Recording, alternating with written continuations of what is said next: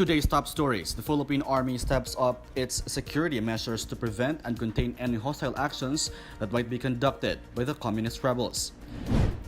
The Chinese embassy in Manila hails the improvement of relations between China and the Philippines this year. President Duterte celebrates Christmas with young cancer patients in Davao City. And the Department of Health warns Filipinos to eat healthy for the rest of the holiday season.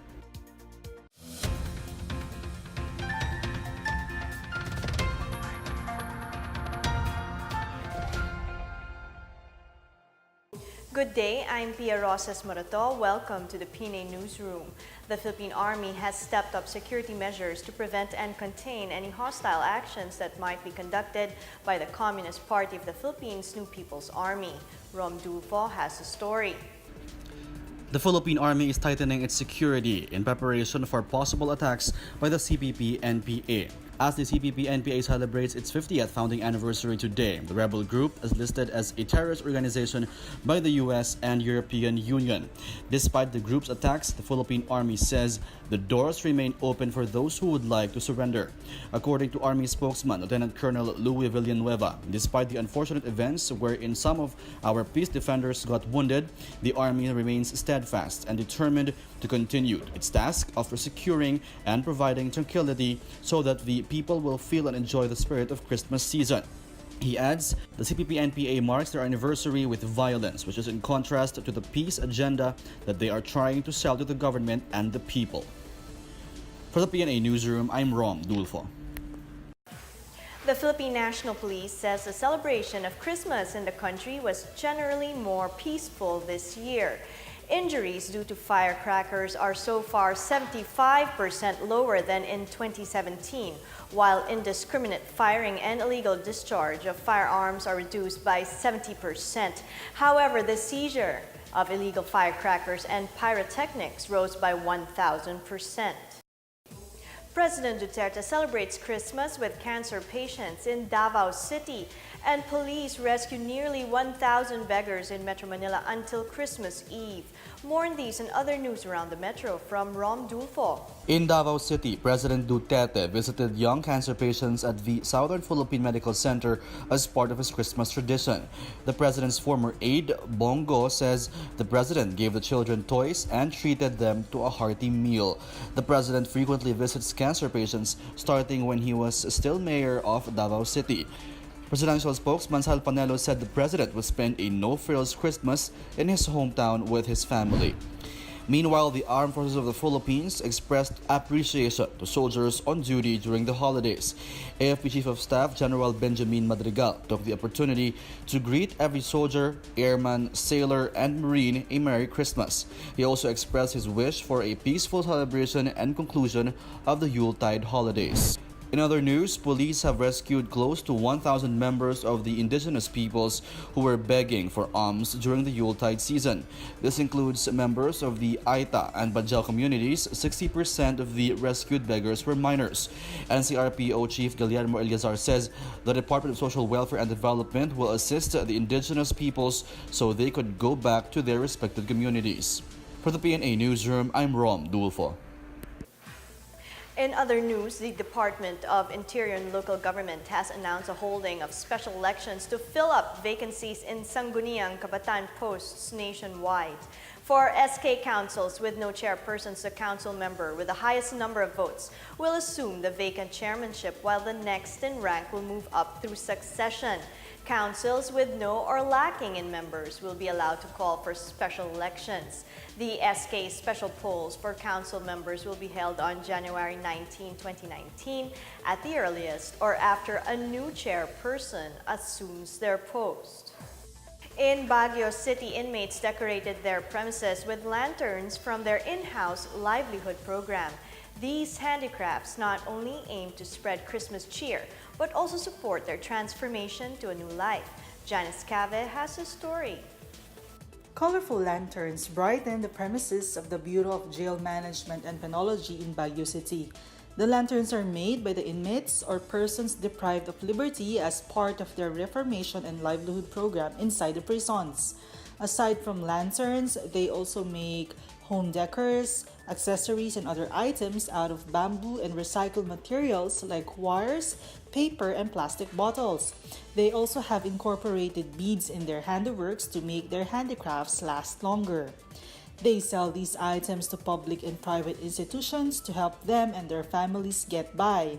The female dormitory inmates, however, use their proceeds for the prison's home visitation program, where BJMP personnel visit the families of the inmates and give them gifts on Christmas and basic needs afterwards.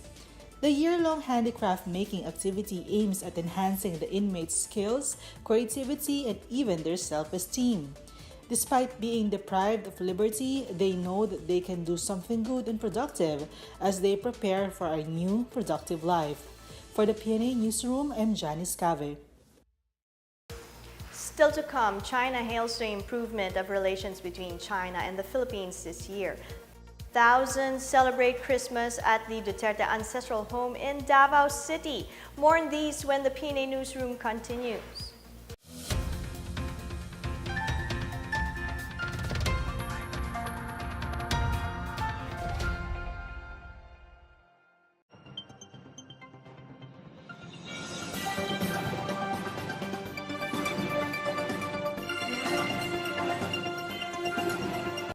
To my countrymen, my sincerest and most heartfelt greetings to all Filipinos, both here and abroad, as we celebrate Christmas.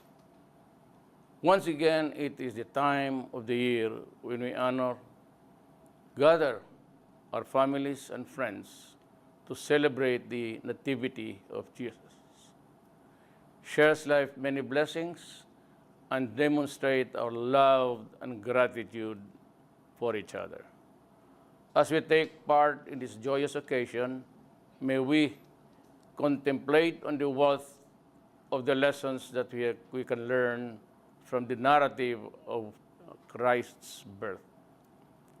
Let the ideals of compassion, kindness, and reconciliation guide us as we embrace our countrymen in the spirit of shared humanity. Together, let us bring hope and peace in our nation this Yuletide season, and we welcome the coming year with much hope and optimism. I wish everyone a happy and meaningful Christmas.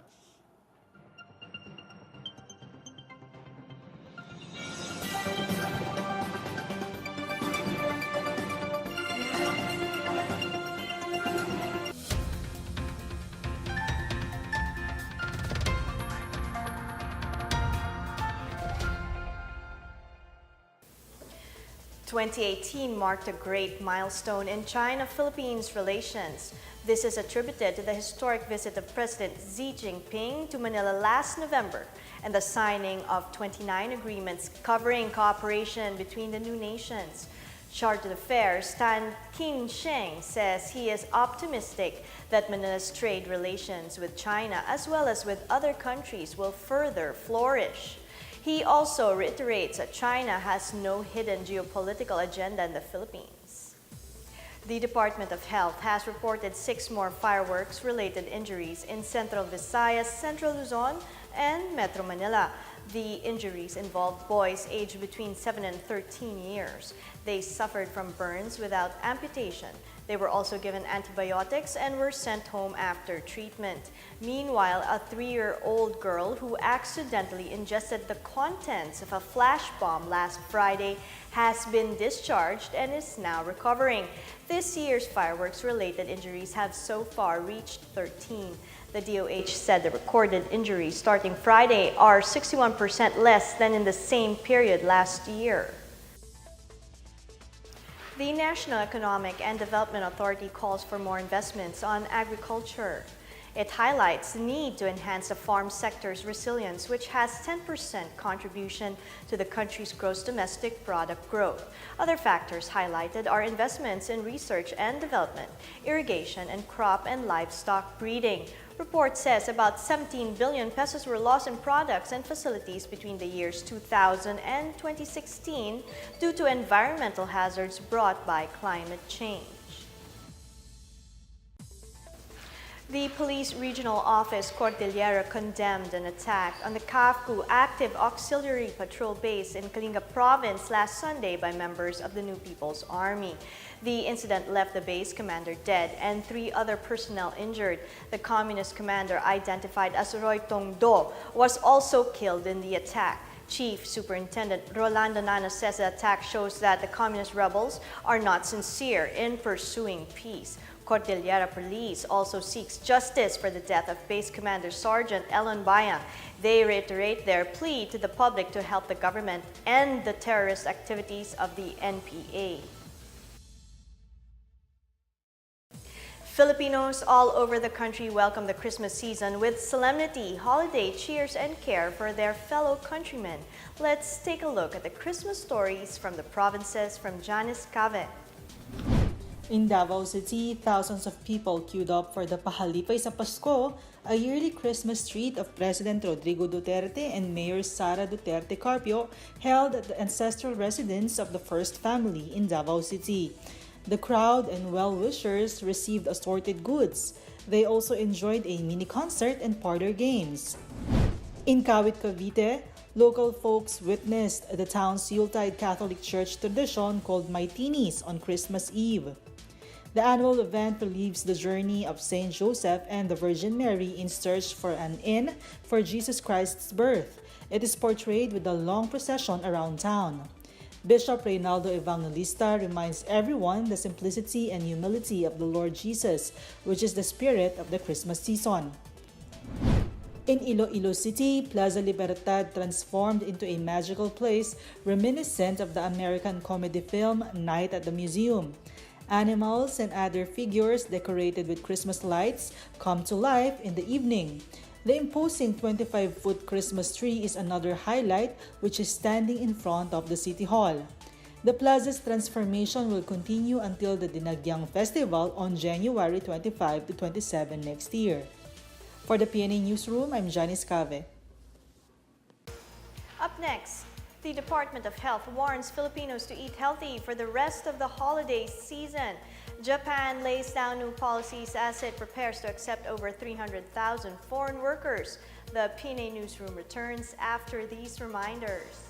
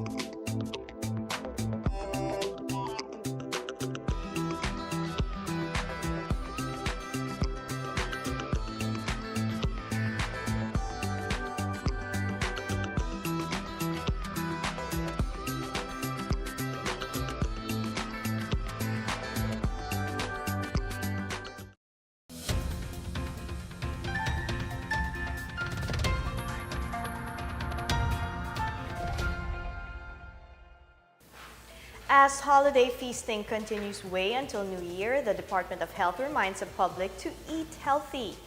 The DOH knows that most Filipino families serve unhealthy food during the holidays, which results in a surge in cardiac diseases, hypertension, and stroke. These are due to drinking alcohol and eating fatty and salty foods. The DOH advised Filipinos to eat seasonal food in moderation and balance out the menu with vegetables and fruits. Parents are also reminded to include exercise or physical activities in their children's vacation time for them to stay fit. In our foreign news, the Japanese government approved a policy package under the new visa system in 2019. Japan will accept over 300,000 foreign workers starting April 2019. It needs workers in the construction, restaurant, and nursing care, among others. About 100 one-stop consultation service centers will be set up across Japan, and workers may be allowed to stay for up to 5 years. More skilled workers in specific areas can stay for more than 5 years after renewing licenses and are allowed to bring family members. The Philippine Taekwondo Association has imposed an indefinite ban on the Ateneo student and Taekwondo Jin caught on viral videos bullying his schoolmates. The ban means the student cannot join all PTA-sanctioned events, promotions, and tournaments. In a statement, PTA President Robert Aventajado says the ban can be lifted, but only if the student will undergo rehabilitation and counseling and take responsibility for his actions. But should he or his family refuse to put him under rehab, the PTA may upgrade his sanction to a full expulsion. The Ateneo Junior High School already dismissed the said Jin on Sunday for the bullying incidents. The National Youth Commission urged the youth to do their part in promoting peace and unity in their communities. The group also joined efforts to speed up recovery in Marawi City. More on this from Wilnard Basalonia. More than 100 youth participants completed the National Youth Commission's two-day training for youth leaders for peace and recovery of Marawi at the Institute for Peace and Development in Mindanao, or IPDM Convention Center in Mindanao State University, Marawi. As a member agency of the Task Force Bangon Marawi Subcommittee for Peace and Order, NYC is committed to contribute to the war-torn city's recovery by empowering the local youth in promoting leadership, peace, and volunteerism. Fatma Manali, 19 years old and a former resident of Barangay Lilod, Madaya inside Marawi's most affected area, learned about the training on how to be an instrument in fostering hope and unity despite the struggles in the process of the city's recovery. But this kind of organization na nahihil dito for youth gives us the chance na kahit papano, pwede rin naman pala kaming sumali. Na may magagawa rin pala kami to help this kind of situation. Dahil kami sinasabi nila kami yung tutulong, kami yung babago. So, kung mawawalan kami ng pag-asa ngayon pa lang sa edad namin to, so paano pa kaya pag matanda na kami? So, we will be preparing ourselves in this kind of situation na alam naming makakatulong kami. The youth training is part of NYC's Bangon para sa Kabataan program, Usap Tayo Peace Education for Communities within and outside Marawi. NYC also aims to organize a youth cooperative in Marawi and establish the country's first youth hub in one of the transitional sites in the city. For PNA Newsroom, Wilnard Basalonia, Philippine Information Agency. Let's now check out the weather forecast for Metro Manila and the rest of the country.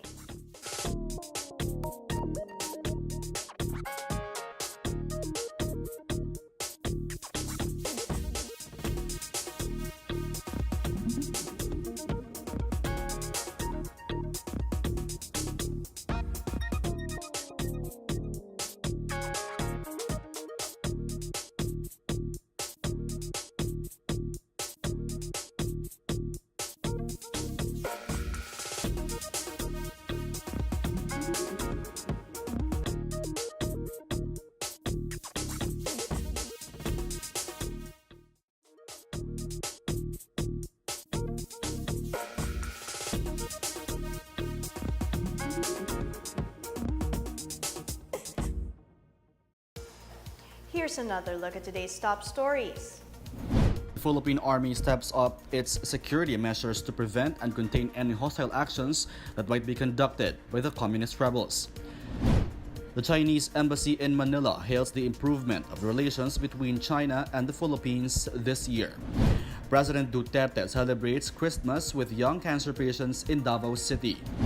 And the Department of Health warns Filipinos to eat healthy for the rest of the holiday season.